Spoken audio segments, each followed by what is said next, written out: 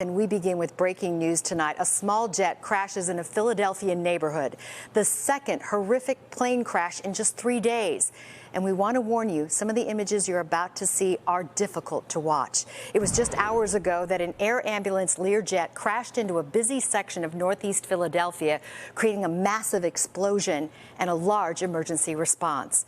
We are told that the jet had 6 people on board, including a pediatric patient, and that plane took out from northeast Philadelphia Airport and it was headed for Springfield, Missouri, when it immediately went down near the Roosevelt Mall in Philadelphia. Let's get right to NBC5's JC Navarrete. He's been following the story tonight. JC. Allison, you said it, those videos incredibly difficult to watch. It's been an incredibly tough and troubling week for aviation. We, of course, are still reeling from that deadly mid-air crash just outside of D.C. Now we're learning more about this crash in Philadelphia.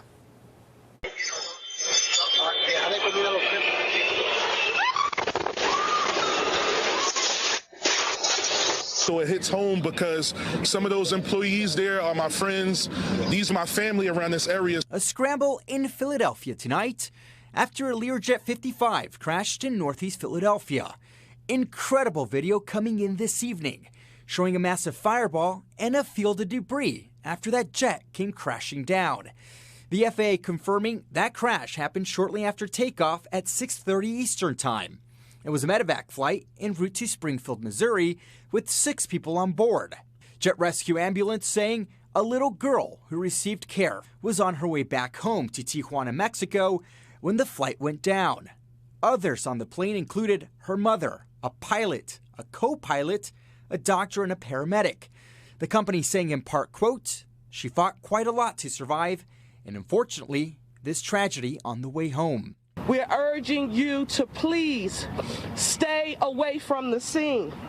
If you see debris, call 911. Those pleas from the mayor due to where that plane went down, a densely populated area near Roosevelt Mall during rush hour.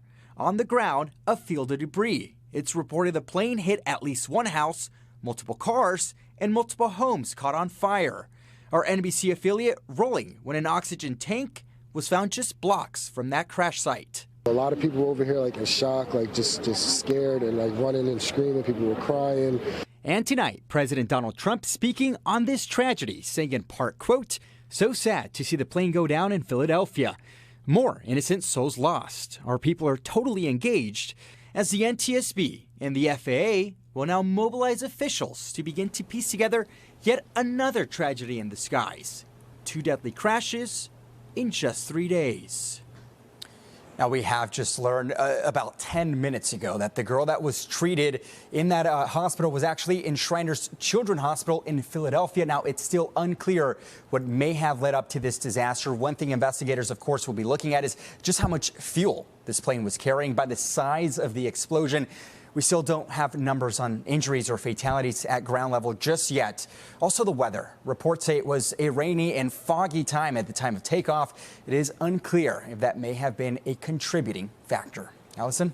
Oh, those images are just haunting. Our team coverage now of this fiery plane crash continues. Let's bring into the discussion our chief meteorologist and pilot, Brant Miller. And Brant, what are you observing? Here's a couple of things to share, Allison. There are parts of the FARs, the regulations from the FAA, Part 135 for a medevac flight for that Lear 55, it has to have a cockpit voice recorder on board. So when they find that black box, we'll know more. But here's the airport, and it departed here. It was only in the air for around a minute. This is the red line where it made radar contact. And by the end here of its path, it was descending at over 4,000 feet a minute. It was going straight down. Now, some of the video that we shared at the top, we've slowed down so you can take a look at this. Watch here. This is that doorbell camera video. We're not certain whether the light you see here is the landing light as he stalled and went straight down. Could that be? And watch, you'll see a couple of little flashes here. There's one there, and there'll be another one down here, right there. Could that be a compressor stall where the airflow is being obstructed through the engines? We don't know a lot. We need to find that cockpit voice recorder and find out more what's happening on the ground there when daylight occurs. Allison, back to you. Thank you, Brant.